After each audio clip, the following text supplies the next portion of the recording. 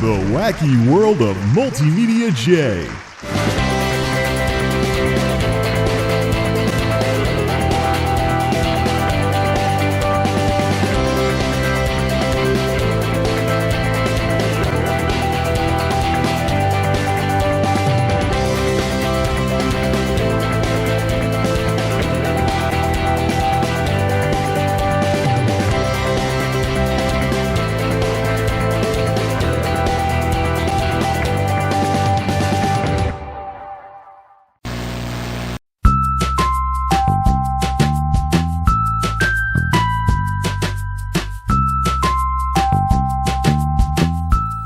It's May, and I'm running the heat.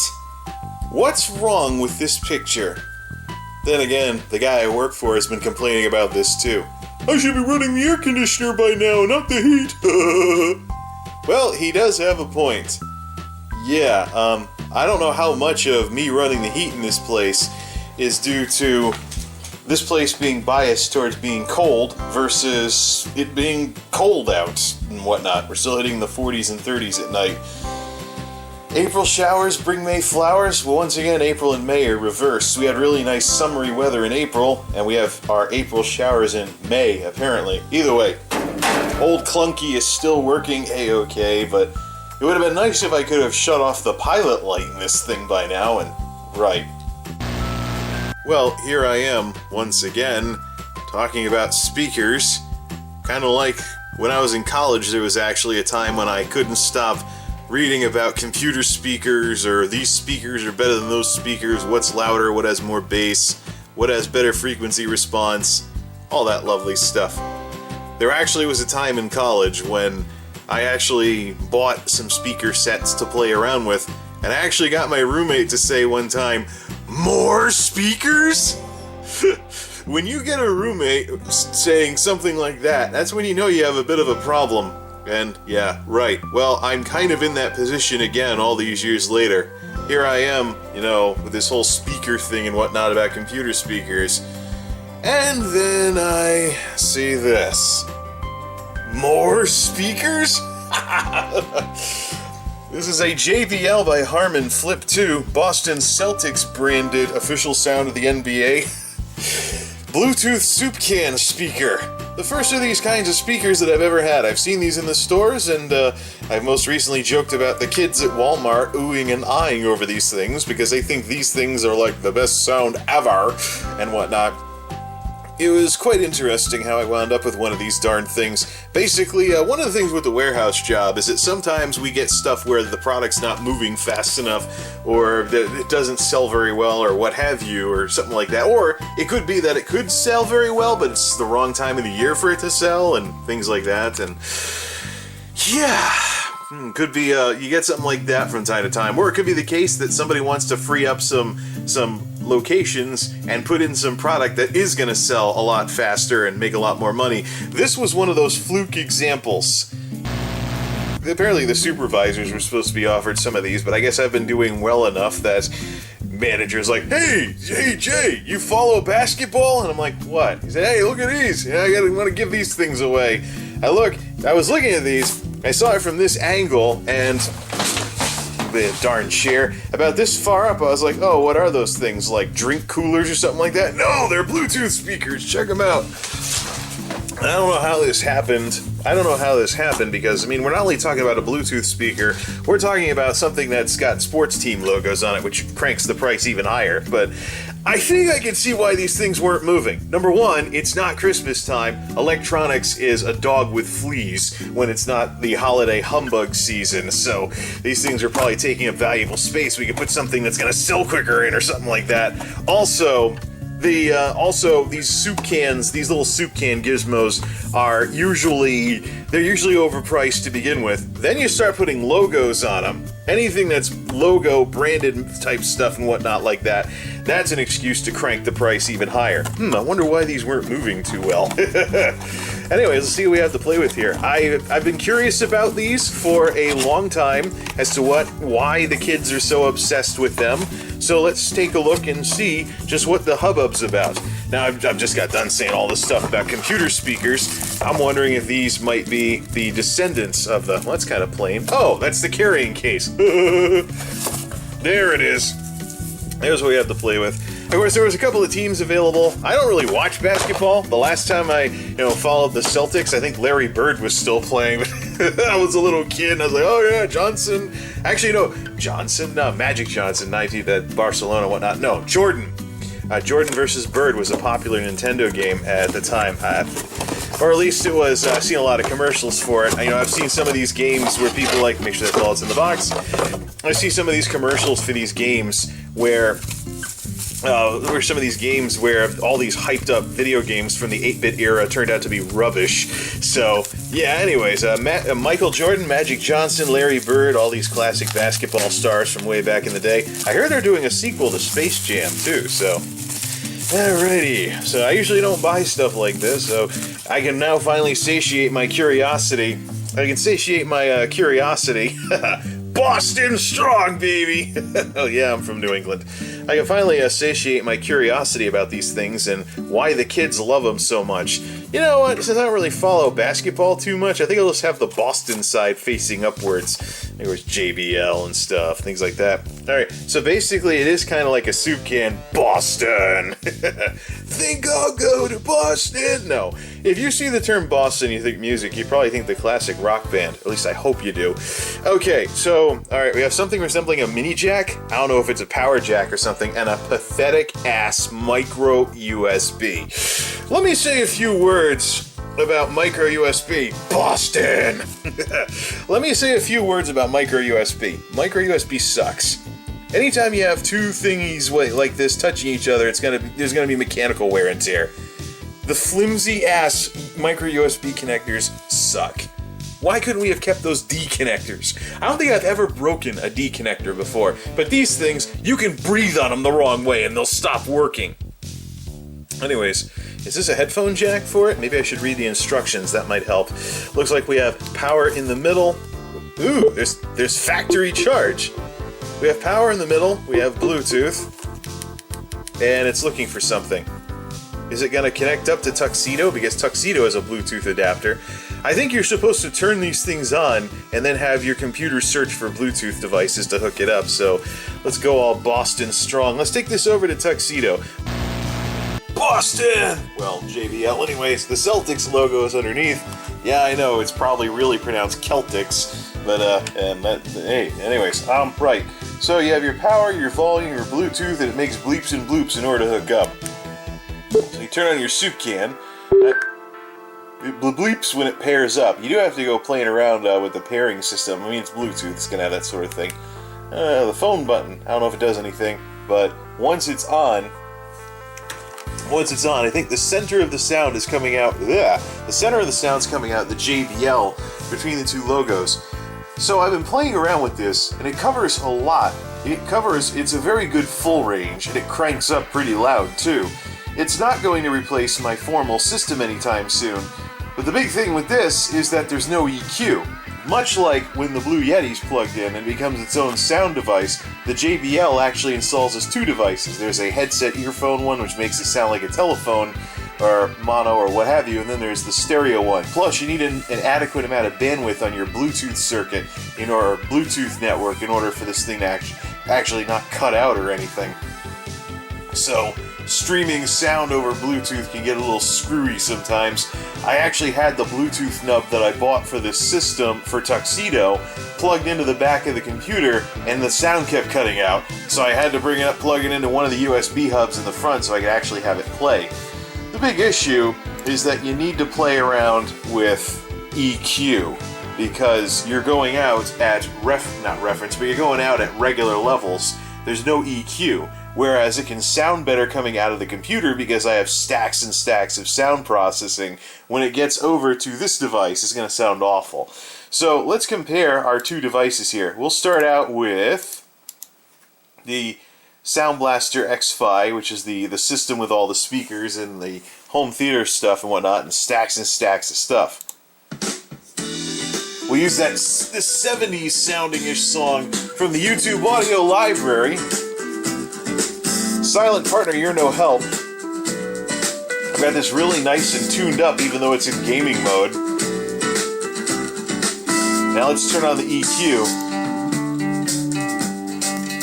Oh, now it sounds overproduced.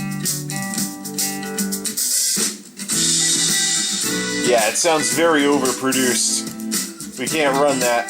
Turn it off. There we go. Now we actually have some mid-range again. Yay! Alright, let's stop the playback and let's switch on over to set as default device. Let's put everything on the JBL at this point. And let's play. A little loud. Let's turn that down.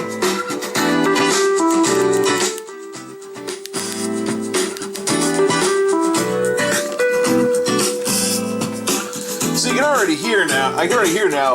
It's basically like the jokes about Bose. No highs, no lows. Holy crap! It must be Bose. Well, let's actually put Winamp's EQ on now. Sounds a little better, but taking out the mid-range, making it sound better, is not a good thing. It does make it nice and clear. The bass seems to come out where Boston is here. I do think it's listenable, though. For a portable setup, the soundstage doesn't matter very much, because literally one side of the soup can to the other is left and right. But with a little bit of EQ, it can actually sound a little bit better, but you can still tell that the frequencies are missing that the big system can do. Let's use the Lake Erie one. The Lake Erie one is fun. Alright, let's switch back to the big system. There we go. Turn this up big time. Silent Partner Lake Erie. Sounds overproduced, especially on the tweeters. Maybe if I had the, Alright, let's overproduce it again. So the subwoofer can give me a nice foot massage when it's like this. Let's switch over to... So we got most of the sound making it over. Let's turn that up a bit. There's a ton of air coming out right over here from the bass part of it. Let's go into headset mode. That's how bad it sounds. Well, let's go to where... Here we go. That's how you make it sound like you're on the phone. There we go. And here's the fun part. I'll bet if I point this part of the camera at the microphone, oh, you can feel the airflow. Listen to that. I'll bet that was making some noise. There's definitely some wind going here. So just play a song with a lot of bass. Play a song with a lot of bass when you want to cool off in the summertime. Alright. Now there is one interesting use for this, and that is if we go over to the recording side of it. So we have the Yeti, we have the X-Fi, and then down at the bottom we have the JBL Flip registering as a microphone device. The interesting part is, because the microphone on this thing is made for, well, let's zoom out for one thing. Because the microphone on this thing is made for working with a smartphone, the recording quality is abysmal. It makes you sound like you're on the phone, basically. If you ever want a telephone-style effect for like a recording or something, it looks like one of these soup cans or something else that's designed to be used with a phone and have like voice quality and whatnot. Telephone quality, I should say. That's the sort of thing you'd want to use. So if I hit record with the JBL set as the recording device, it'll look like it's recording A-OK. Problem is, it's going to sound like somebody on the other end of a telephone signal when we go to play it back. So if I hit record with the JBL set as the recording device, it'll look like it's recording A-OK. Problem is, it's going to sound like somebody on the other end of a telephone signal when we go to play it back. So basically what we have here is this thing. It can be like a souped up effects mic, so to speak. It's hilarious. Let's put some music going. Let's go. Overproduced. The fun part is when this thing's out of range or something, if you have the Bluetooth set as the default device, there we go. When you shut it off, it'll change back. Now it's going back to the system, and it sounds royally overproduced. Way too much EQ.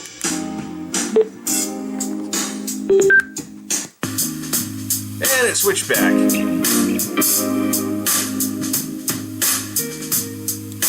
So I can see why the kids like these things so much, because they do have a decent amount of volume to them. They have a decent amount of volume, they're mid-ranges, but they do have a little bit of low end in there. So basically they can be loud, and they can be good sound in the same sense as a Bose Wave Radio, or even my bookcase setup with my literal bookshelf speakers, shoving a bunch of horrendous 2-watt whatever Radio Shack speakers in between hardcover books in my bookshelf to get better sound.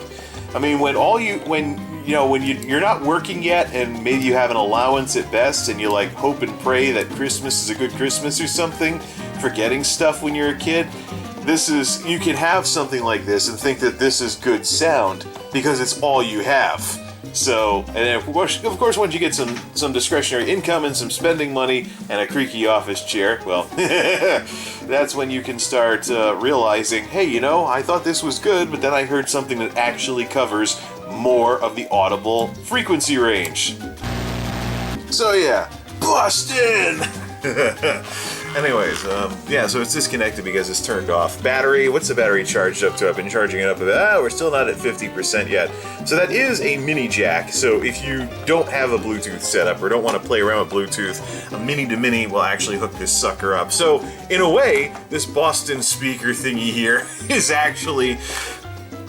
In a way, this speaker actually is kind of like what I had when I was a kid. And I thought that was good sound until I actually found out what good sound actually was. Has a couple of watts to it, has some wattage to it, and it plays a decent range of frequencies. But I would not, under any circumstances, replace a real sound system with one of these. These things are portables. They're made to be portable. I don't even think I'd want to replace the X140s that I use as laptop/TV style speakers to get the laptop up to the level of a decent tube TV back in the day.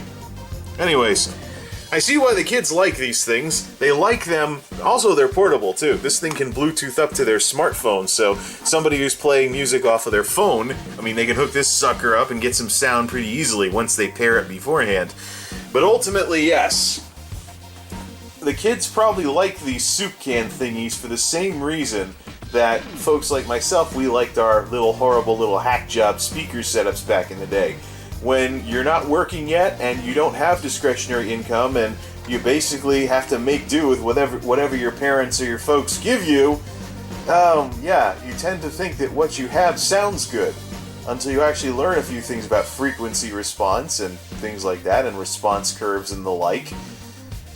And realize just how naive you were back in the day. And of course, you get also the issue where you're running around a school all day. You have one of these with your phone, so you want to play some tunes here and there. A portable system where everything goes in one little soup can type thing that you can pick up and carry actually would work out quite well.